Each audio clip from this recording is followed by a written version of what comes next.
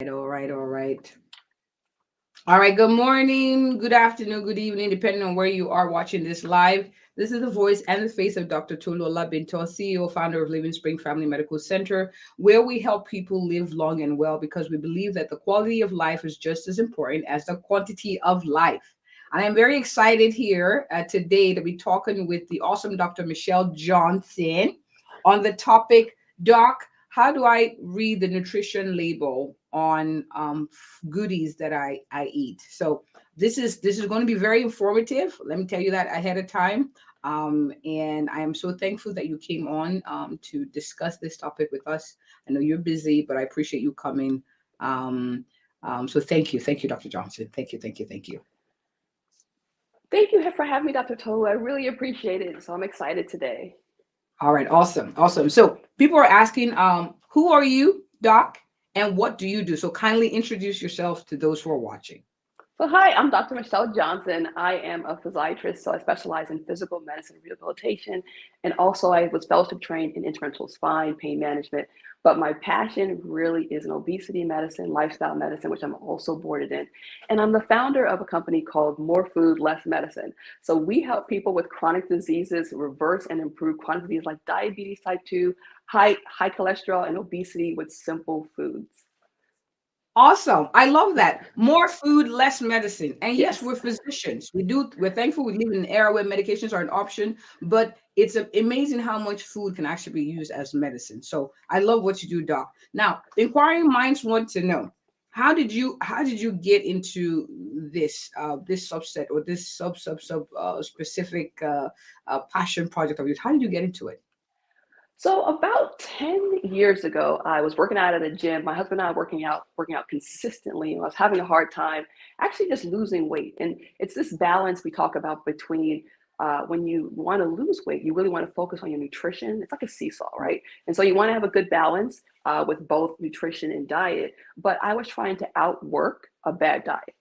And I met one of the ladies in the gym, and she said that she went to this place down in North Carolina. It was called the Rice House, and they were the people who helped her reverse her obesity and diabetes. And it's the first time I'd ever heard about reversing disease, like a chronic disease. So I called them up. They let me come down there. And I ate the food that they were eating. I worked with the doctors that were down there, the nutritionists, the staff. It was wonderful. And actually, the what I saw is that people were reversing disease with food, and I was shocked. And so I came home and Wow. I told my family. My mom was like, "Okay," and she told one of her friends, and they decided to be my first patient. This woman, she was in her mid 70s, and she was having a hard time losing weight. And we worked together with her and her doctor. We were able to drop her thyroid medication in half, able to drop her blood pressure medication in half, and she lost 20 pounds with just simple foods. And I was like, "Oh." And then I tried it again and again and again. And I currently work with police and fire, and working with police where they have all this stress going on. One of the Mm. members, they're unable to work when their blood sugar is over a certain level. And we work together, 50 pounds down, decrease their medication in half, better blood sugar control with less medication. And I just want to tell everyone about how we can use food to improve our health.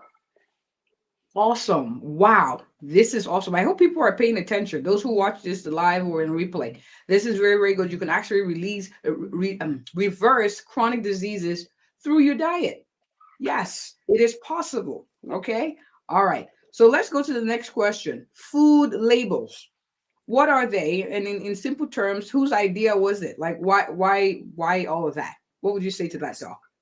So in 1990, the US government came out and decided that they needed to have standards for the information that comes on our food, right? Because if we eat foods that are unlabeled or poorly labeled, that's not a really great idea for anybody, right? And so they decided to put information on what is in the package, what is it made out of, and then what's the composition, and then allergens. So there are standards that come on all of the packages. Happened and really about 1993, 1994 is when we really started seeing the standard label that we see now. And for in general, you'll see the same thing on everything. So you're going to see the serving size, you're going to see the calories, you're going to see total fat, you're going to see your sodium, your carbohydrates, your protein, and then your nutrients in there. But I want to say that this actually correlates to a journey for myself that in Okay. 1993 is about the first time I went on a diet. I was about 10 years old. And I had all these hopes of I was going to lose all this weight. And I started looking at the labels. And I looked at what was in here and how much fat could I get. And I started me on a journey for 2 decades. I was either on a diet, I was about to start a diet, or I was cheating on a diet because I was spending so much time looking at nutrition labels. And I want to say that if we are getting most of our nutrients from a package, we're not going to gain health. So we really want to look at fruits and vegetables and whole grains and beans and farmers markets and planting ourselves. But we want to know how to read these things, but this should not be the majority of our food intake. Wow. It shouldn't be the majority. It should not be the majority. That's big. Now the next question I was going to ask, like, why should we care? Because you just mentioned that it shouldn't be the majority of what we're eating, but they're showing us all this nice, nutrients and vitamins and stuff. But why should we care? So it's what goes into our body. So we are made up of what we eat, right? And so what I would say is, I call myself a messy Christian, right? So I 100% believe in the fact that the food that we eat makes a difference in our life. And Dr. Darius Daniels, he preached a sermon, and in this sermon, he discussed that every article of clothing that we wear has a tag on there. And the Hmm. tag is information, is instructions from the manufacturer or the creator of how to get the most life out of the creation of what was Hmm. created. And we Hmm. have these same instructions in the Bible. In Genesis 1, it's very simple, right? God tells us to eat plants.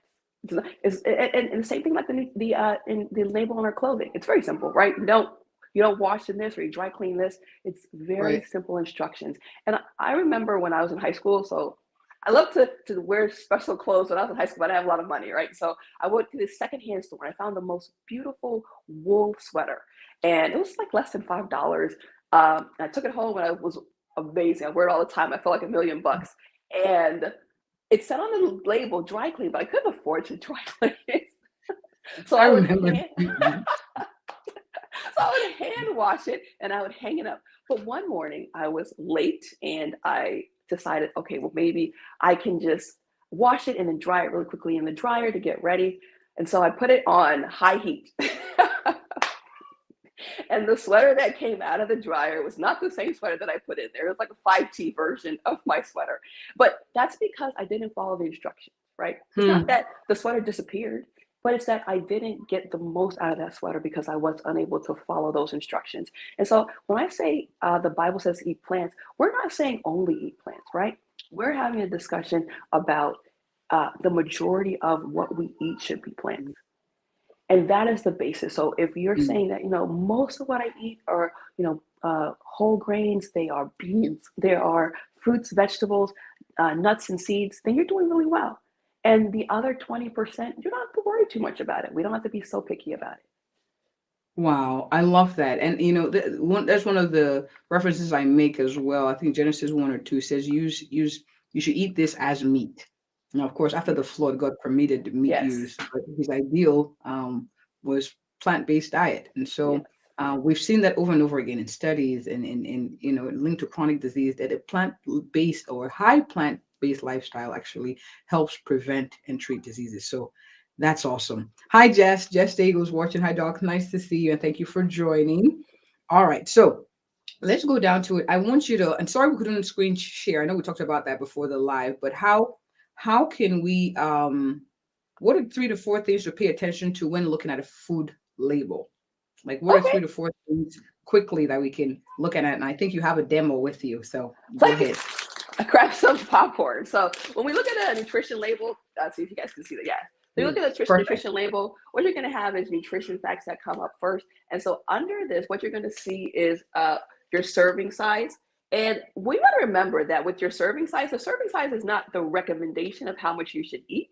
It actually is the typical amount of the package that a person eats. So let's be honest, like this is not for two people. I'm going to eat this for one person. That's what one person will eat, right? And then the next thing that we're going to see is our total calories, and it's calories per serving, right? And so we want to know how many servings are in the whole package in case we eat the entire package, right? And then next you're going to come down, you're going to see your total fats. When we talk about total fats, they're going to break down into 3 different fats. So you're going to look at your unsaturated fats. We typically find that as plant fats, and that's not going to be on your label. And one of the things with your unsaturated fats, we do find that as you do more unsaturated fats versus saturated fats or trans fats, it actually is heart healthy, right? And one of the things that, then the next thing that we see is, let me make sure, okay, then we're gonna see your saturated fat. Your saturated fats typically are gonna be solid at room temperature. Your unsaturated fats are gonna be liquid, so things like olive oil, but your unsaturated fats are usually gonna come from animal products. The saturated fats, so there's a lot of debate out there whether saturated fats directly cause heart disease. Saturated fats increase your LDL, which is your lousy, your bad cholesterol. They also cause inflammation, and that leads to heart disease. Let's give another example, right? So fire can cause you to be burned and cause death, right? So fire doesn't directly cause death, but you don't want to play around with fire. So I would recommend that we want to limit our saturated fat intake, right? And so what you want to do is look at your saturated fat. One of the things that they changed on the label this time is that they don't have a value recommendation, because they say that it's much more the relation of the fat type in your total diet than the amount of fat. You typically want to make sure that your total fat is less than about 20 to 30% of your total intake. And the lower down on that level that you go, you typically will lower your risk for things like heart disease, but you don't want to have no fat because your body does need those things for processes, right? And then we have trans fats. So trans fats are at the bottom of the label. Trans fats are actually banned in America. And so why are they on our label, right? If they're banned, why are they on our label? Because there are 2 forms. There's one that's artificial, your artificially created trans fat. There's natural trans fat and things like dairy and meat products, right?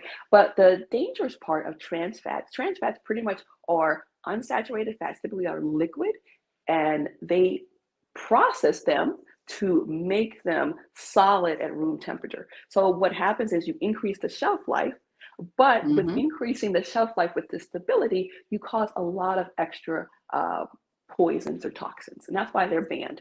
Because if you actually take in 2% of your total calories of trans fat, you increase your risk for a heart attack almost a quarter, 25%. And that is very concerning, right? And so when you see a package and it says 0 trans fat, understand that there is a loophole. So the loophole says that if you are under 0.6 grams per serving, then you can round down to 0. But if you have, you can round down to 0. So if you have a serving, 3 servings of something, and it's 0.5, that's 1.5. Right. And so it's not 0. These things add up. And so what you want to do is start to look at the label. And the label, you're looking for partially hydrogenated oils, and that's going to be in the ingredients. So a little bit towards your face. Oh, sorry. So it's not going to be in this nutrition fact area. You're going to look at the ingredients label. So when you look at the ingredients, that's what you're looking for. So even though it may say 0, you want to go down and look at the ingredients and say, is there any partially hydrogenated oils or fats? And that is something I don't want to put in my body. And then the next thing you typically will see are going to be your cholesterol. And then we're going to talk about sodium. So sodium, a really quick, hope you guys can see that, a really quick and easy way to look at your sodium, not have to worry about it. So the recommendation is to keep your sodium under about 2,000 milligrams a day. And so you should keep your calories at about 2,000 calories a day. So if your sodium level is 1-to-1 in relation to your calories. So if we look at here, so our sodium is about 160. So this is close to 1-to-1. If you are 1-to-1 with your calories, and that's here. Your one-to-one with your calories and your sodium, you're going to keep your sodium level under 2,000 milligrams. You don't have to count anything. Okay, So as because long, 1 second. yeah, so you don't have to count anything. That way you're under the 2,000 milligrams.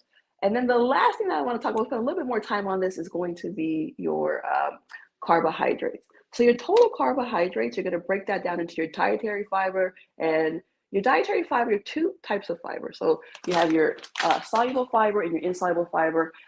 They both are good for you, right? One of the things that happens with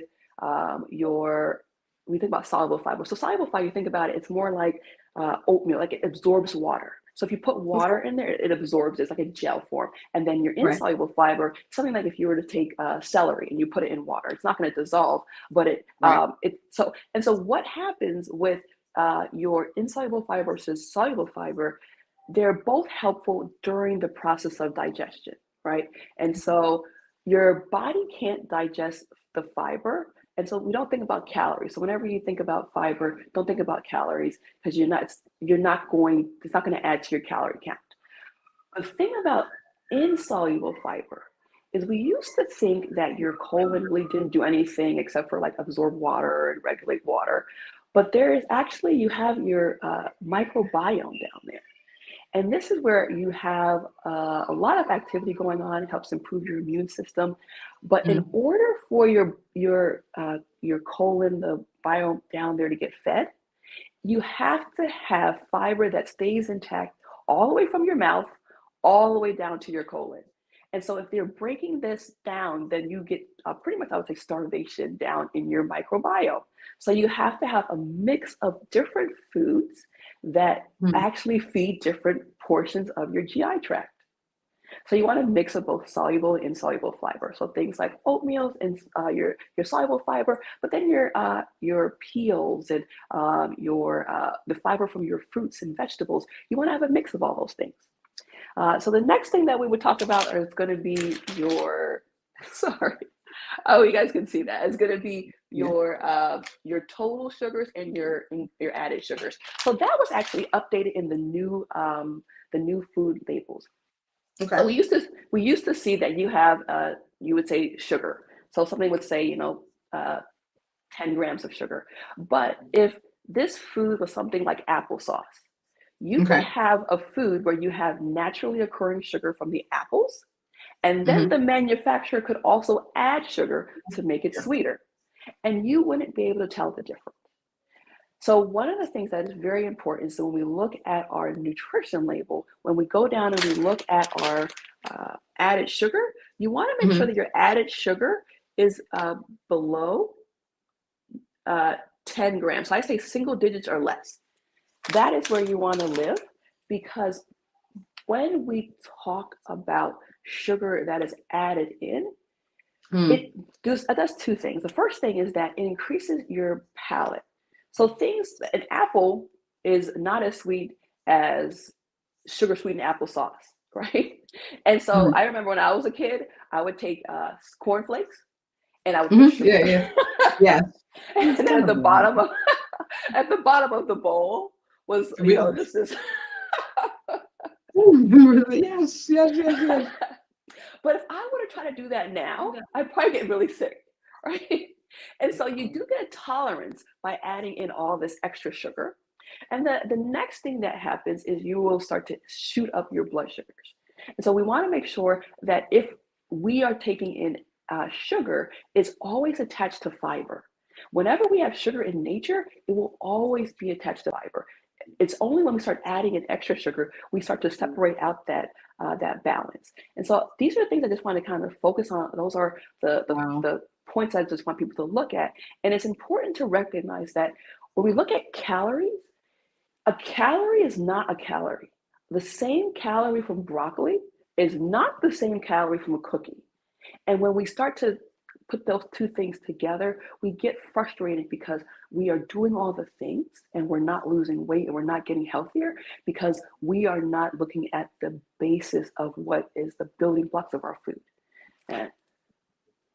Wow, you have dropped a lot of information. And I'm hoping that people take time to go back and rewatch this and take notes. And the whole idea is to open our eyes to understand that the marketing in the label is there. So it's not geared to necessarily encourage you to eat healthy. It's to present things as healthy when they're not really. So you have to read between the lines. You mentioned the different types of fats. Trans fat actually is supposed to be banned, but there's wiggle room because of the amount that is allowed or permitted to be zeroed down. So meaning if you have really small amounts of trans fat, you can say it's almost zero. But if you have 3 or 4 servings of the same amount 3 times, it could actually add up. And trans fat is really, really bad for your heart. It clogs up the pipes that send blood from your heart to different parts of your body. And sometimes when we're having these talks, and I'm talking with patients, it almost seems like I'm trying to make them eat bird food and punish them with their meals. But these are things that are tied to longevity, living long and well. And that's why it's a recurring theme. Plant-based diets are important. Okay. You talked about salt. Of course, knowing how many servings and then limiting it to a total of 2,000 milligrams per day. And I'm sure there are apps online, ways you can calculate, like, how much salt will I eat if I eat this that has 3 servings and that. So if math is a challenge, there are ways for you to actually figure it out. So I don't want this to make people feel overwhelmed, but there's a way for you to actually know what you're eating. And then you talked about sugar. You do have naturally occurring sugar, but you want to take the ones that are attached to fiber, real foods, real vegetables, not the one that's added, because that feeds the craving for more unhealthy eating. So thank you so much for coming on. I'm so honored to have you here. I'm hoping that, and I'm trusting that people will share this because this is very useful information. That being said, where can people find you if people are wondering, I want to have Dr. Johnson come give a talk at my church or come give a talk at the seminar about healthy eating or plant-based eating, or where can people find you, Doc? Also, at my website, it's www.drmichelle, Michele, 1L, Johnson.com. My mom said it's very hard to remember, but it's just my name with DR in front of it. This will work. So what I'm going to do is after this live, I will put your information so people can connect with you. But thank you so much for coming. I've learned a lot. I took notes as well. Thank you very much, Doc. Thank you, Dr. Tolu. Thank you for having me. Awesome, awesome. So that being said, we're done. Please share, tag a friend, forward this to as many people as you could find this useful. And if you or anyone you know is looking for an awesome, passionate, and thorough family physician here in the Mansfield, Texas area, I am she. Thank you.